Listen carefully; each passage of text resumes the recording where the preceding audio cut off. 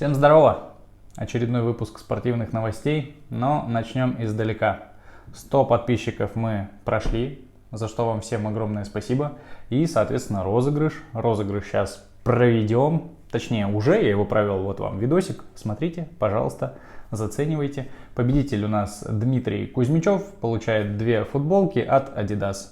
Потому что наши не успевают сделаться к нужному времени, к большому сожалению.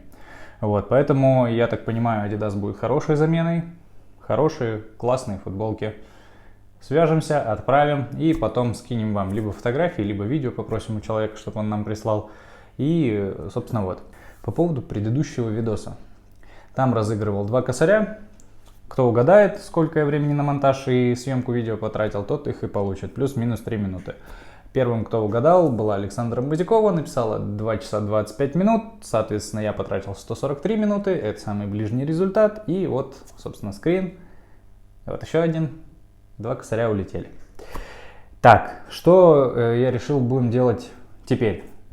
Выдумывать что-то еще, там, какого цвета обои и прочая херня, это неинтересно. Будем каждый ролик разыгрывать по 500 рублей среди комментариев. Абсолютно случайным образом. Вы оставляете комментарий по теме ролика. Вот у нас там сегодня ряд новостей касаемо футбола в основном.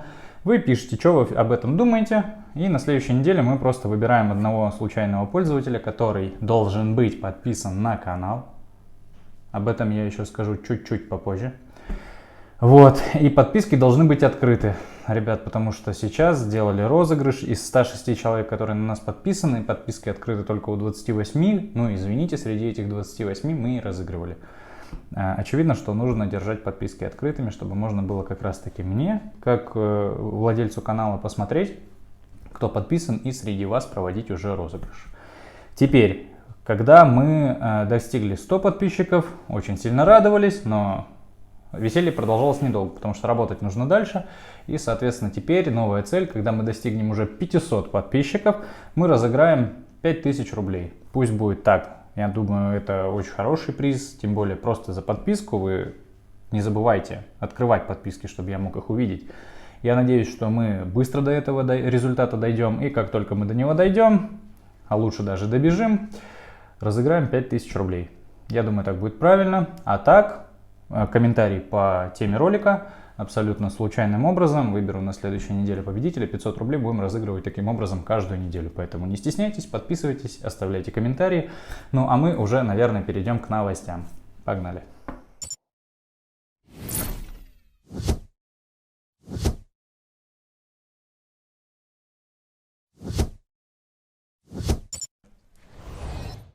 Мауриньо быстрее всех выиграл 50 матчей в серии А. Вот так вот.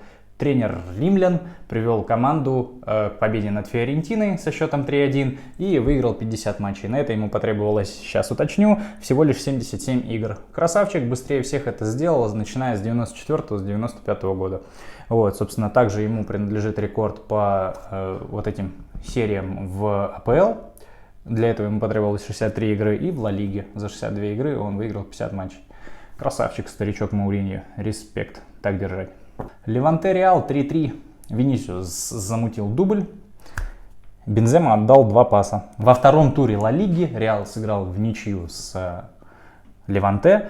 И в составе Реала забил Гарет Бейл. Дубль сделал Винисиус Джуниор. 2 результативных паса отдал Карим Бензема. За Леванте забили Рохер Марти, Хосе Кампанья и Робер Пьер. Вот так вот, ребят. За несколько минут до конца основного времени вратаря Леванте Айтора Фернандеса удалили с поля за игру рукой за пределами штрафной. В ворота встал защитник Рубен Визу. Счет не изменился. Вот, меняя вратаря, не меняя, всем по барабану. Может и у нас защитник нормально защищаться. Вот так. Рубен молодец. Так держать. В чемпионате Англии вообще не шуточные страсти. Манчестер Сити забил 5 голов Арсеналу. Арсеналу очень грустно. Фанатам Арсенала еще более грустно. О фанатах мы поговорим чуть позже. Вот, ребята, крепитесь, то ли еще будет. Посмотрите матчи, что Реал с Леванте, что Манчестер Сити с Арсеналом. Ну, вы просто проведете время весело, я надеюсь. А мы едем дальше. Марселю присудили техническое поражение, несмотря на то, что счет был 1-0 в матче с Ниццей после потасовки с болельщиками. Болельщики Ниццы заебывали, честно скажем, ребят из Марселя, кидали в них всякую херню. В одного из футболистов Марселя прилетела бутылка, он не выдержал, кинул эту бутылку обратно. И, соответственно, начался движ. Порядка 100 человек фанатов ворвались на поле, началась потасовка. Потом на час игру прервали, ребята из Ниццы вышли, давайте будем играть дальше. А пацаны из Марселя сказали, да пошли вы в жопу, ребят, с таким отношением никто играть не будет. Оно и правильно, я считаю, потому что фанатам нужно держать голову на плечах, потому что она вам дана не только для того, чтобы туда класть еду. Собственно, вот. Держите голову на плечах, думайте о том, что вы делаете, и уважайте спортсменов. Ребята играют, вне зависимости от того, кто что там сказал, кому сказал и так далее и тому подобное. Будьте умнее. Вот и все. А мы идем дальше.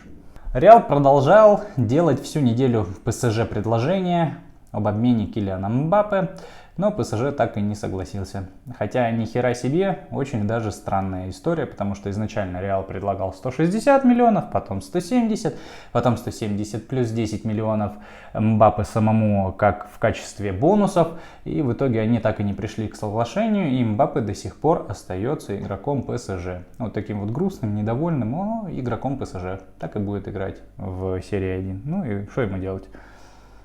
Такие дела. Грустненько. Будем смотреть за развитием событий, наблюдать и посмотрим, что дальше будет. Может, когда-нибудь договорятся. Но мне кажется, уже не в этом году. Криштиану Роналду вернулся в Манчестер Юнайтед.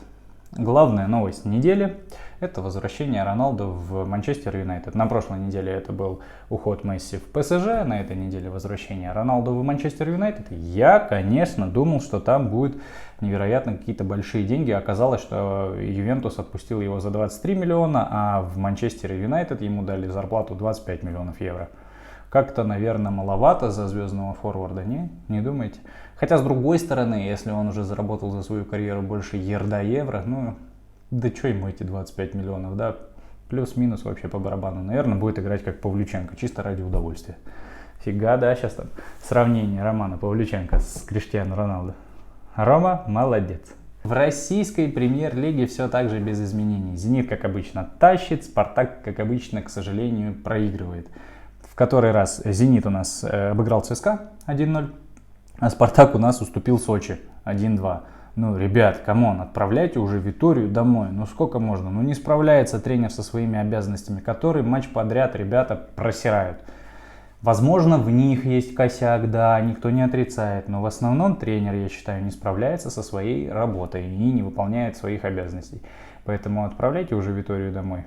Пора ему в Португалию, соскучился он по дому, скорее всего, поэтому хреново и тренирует. В финале мастерса в Цинциннати Андрей Рублев проиграл за 59 минут Александру Звереву. Вот и вся история. На той неделе Рублев Медведева выиграл, прошел финал, но проиграл Звереву. Ну, что поделать. Поздравляем пацанов, красавчики, все молодцы. О, так держать. Формула-1, нежданно-негаданно. В Гран-при Бельгии Ферстаппен выиграл пол. Наш любимый Хэмилтон 3, Мазепин 20, Никита молодец, вот, а Рассел 2. Баскетбол. Ничего интересного там не происходит, но хоть немножко поговорю про своих любимых Лос-Анджелес Лейкерс. Раджан Рондо договорился о выкупе контракта с Мемфисом и подписал минималку на 2 года с озерниками на 15 миллионов долларов. Мятный возвращается, ребятки. Посмотрим, что будет в этом сезоне, потому что состав, как по мне, ядерный. Остальные 98% людей считают, что там одни старые пердуны. Имеете право на такую точку зрения. Уважаю вашу позицию, но мне кажется, ребята еще в самом соку и могут очень хорошо про себя проявить. И, скорее всего, по крайней мере, до финалов плей-офф, я считаю, Лейкерс в этом составе должны доковылять, а там дальше посмотрим. Короче, сезон уже рядом, не за горами. Будем следить за тем, как будет все это продвигаться. Едем дальше. Стефан Карри теперь является членом Bored Ape Yacht Club. Байк-клуб, если сокращенно.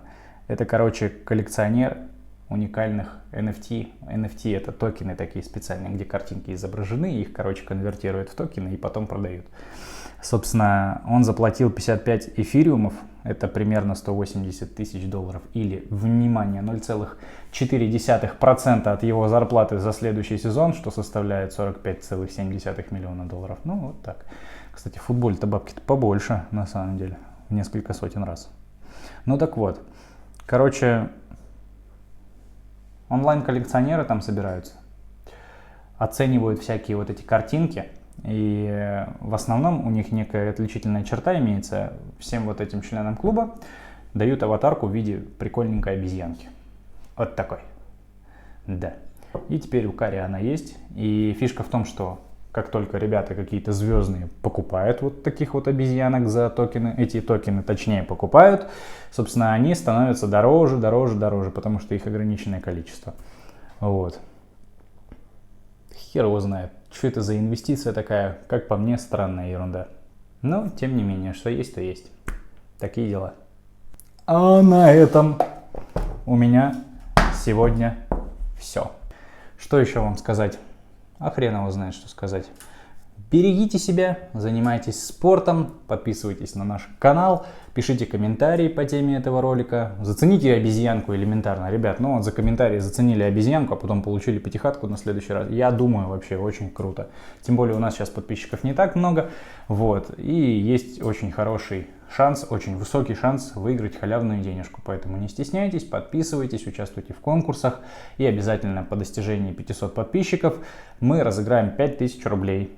И, наверное, еще что-нибудь. Я подумаю, может, к тому моменту еще дополнительно что-нибудь придумаем. Может, какую-нибудь куртку разыграем дополнительно или кофту какую-нибудь спортивную. Adidas, Nike, Reebok, неважно, вообще не имеет значения.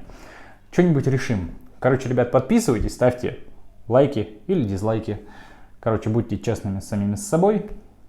Ну, а я пошел. Всем пока.